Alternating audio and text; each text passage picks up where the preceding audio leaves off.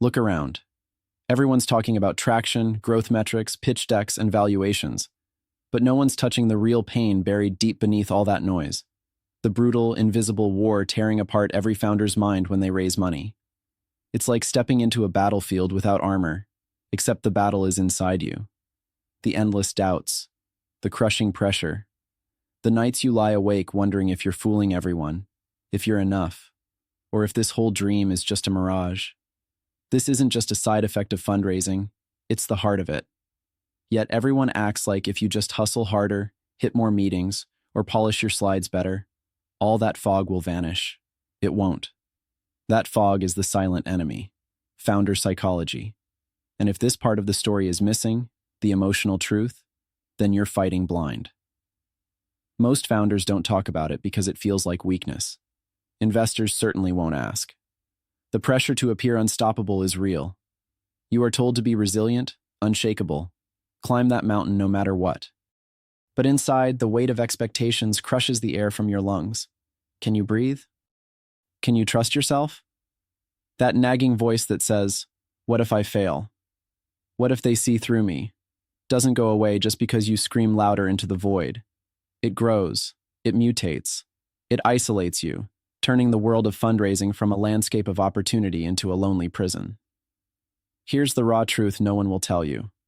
Fundraising is as much a psychological marathon as it is a business run. The numbers in the pitch decks are only the surface. Your mind is the battlefield, and if you don't understand that, you'll never win. You'll be stuck cycling in anxiety, burnout, and second-guessing until you become just another wreck on the side of the startup highway. Now imagine something different. Imagine knowing how to wield your psychology like a weapon, not a weakness. Imagine recognizing the patterns, the mental traps, the fake stories your brain tells you in the darkest hours and breaking free. Not because someone handed you an hour of therapy, but because you decoded the very psychology of founders and built your own armor from it. First, it's about knowing this isn't just stress or pressure. That's where most people get it wrong. This is a unique kind of psychological warfare, built on identity collapse and survival fear. When you put your vision, your very sense of self, on the line every time you ask for money, what's at stake is not just a check, but your belief in yourself as a leader. That's bigger than any investor, any market, or any plan. The fear of losing that identity, that power, drives the sleepless nights. It hijacks your confidence and feeds imposter syndrome like a parasite. The first step is naming it, facing it, and refusing the lie that this is just part of the grind that everyone must endure. Next, the secret no one talks about. Founders are often deeply isolated, not because they want to be, but because the systems around them kill connection. The support networks out there are filled with noise and sameness. They promise support but deliver comparison, judgment, and pressure to conform. The rare, the misunderstood, the radical, those who don't fit the cookie-cutter mold, get lost. And isolation is the breeding ground of self-doubt and despair. You need people who get your fire, your chaos, your vision, without trying to cage it or fix it with surface-level platitudes. That connection isn't casual coffee chats or networking meetups. It's brutal, honest alignment. It's where your unusual, raw self is met with fierce understanding and radical support. Without this, your psychology suffers, and your fundraising becomes a lonely slog. But here's where it flips. This problem, the psychological chaos, the isolation, you don't have to be a victim to it. You can reclaim your power by becoming sovereign over your mind. Sovereignty isn't just a fancy word. It means this. Your will, your mindset, your narrative is your weapon. Stop letting your brain run the show like a child scared of the dark. Start mastering your thoughts with brutal curiosity. Question every whisper of doubt. Pull apart every story playing in your head that says you can't, or you're not enough. It's painful. It's exhausting. But it's the only way to build armor that won't shatter the moment the world hits hard. Transforming your founder psychology means redefining your relationship with failure, rejection, and uncertainty. Most founders see those as enemies to avoid at all costs, but they are the raw materials of growth. Failure is proof you're pushing boundaries. Rejection is data telling you where to sharpen your vision. Uncertainty is the space where transformation is born. When you stop running from these, your mind stops shrinking and starts expanding. You unlock clarity and resilience that no investor deck or startup accelerator can teach you. Patience is another secret weapon. This game you're in is not a sprint. It's not even a marathon. It's the long, messy, unpredictable path where every step is a decision to stay in your power or lose it. Founders who survive and thrive play the long game with relentless patience. They don't flinch at every curveball or get seduced by every shiny promise. They are slow and steady with their minds, weaving their story, refining their vision, building real allies, not just chasing fast cash or hype. This patience isn't passive, it's fierce, it's tactical. It's the ultimate rebellion against the noise that says, act now or die.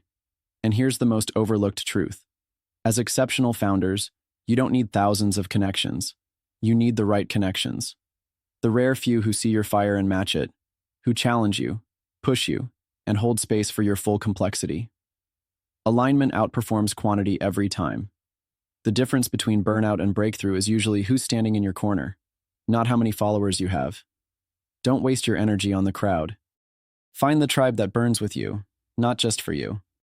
Build your network like an autonomous system, a living web where your unique brilliance and theirs create something that's greater than the sum. This focus on founder psychology isn't just theory. It's what separates those who spiral under pressure from those who build empires. You can learn to recognize your patterns and dismantle the mental traps that sabotage your progress. You can build rituals and mental models that protect your energy and sharpen your focus. You can rewrite your narrative from a victim of circumstance to a deliberate creator of your path. This is the advantage no pitch deck or revenue model can replace. Take a moment and feel what it's like when your mind isn't your enemy. When your story doesn't trap you but propels you forward. When rejection feels like a signpost, not a sentence. When isolation turns into deep connection, not with the masses, but with the few who matter. When your will becomes your weapon, and your vision is your unbreakable ground. This is no fantasy. It's the next step for founders ready to stop surviving and start conquering. The world is designed to keep you small, scared, and compliant. It wants you comfortable in the prison of its illusions, tamed by its rules, and drained by its noise. But what if you broke free? What if you rejected the comfort of consensus, refused to live a borrowed life, and dared to learn what your reality truly is? Beyond the spreadsheets, beyond the status quo. What if you became the rare individual who does not conform but transforms? The one who creates not just a company, but a movement, a legacy. When you master the psychology of fundraising, you don't just raise money. You ignite a force inside that can remake the game entirely. This is not for the comfortable. It's not for the ones who settle, who chase easy answers. It's for those who feel that unbearable tension inside, the fire that tells them they were born for more than the script laid out by the system. You owe it to yourself to step into that fire, to become a sovereign mind capable of rewriting every story you've been told about who you are and what's possible. Because once your psychology is your ally, not your adversary, nothing can stop you. The biases, the rejections, the market crashes, they'll still come. But you'll stand through them all, stronger, sharper, unstoppable. This is the real secret inside fundraising, and it's the only one worth chasing. So look deeper. Don't just build your company, build your mind. Don't just chase investors, chase sovereignty over your story. Don't just dream of freedom, practice it, ruthlessly, because that is the rarest, most valuable investment you will ever make. And that is the revolution the world actually needs. For founders ready to burn rather than bend, for those done playing by invisible rules, this is the moment to come alive in your own mind. This is the rebellion, quiet but armed, that will change everything. Your psychology is not a problem to fix but a power to unleash. The question is not if you can do it. The question is, will you refuse the comfort of the cage and rise as the founder you were always meant to be? Because with that shift, fundraising stops being something you endure. It becomes the fire that forges you. And nothing, not fear, not doubt, not isolation, will ever hold you back again.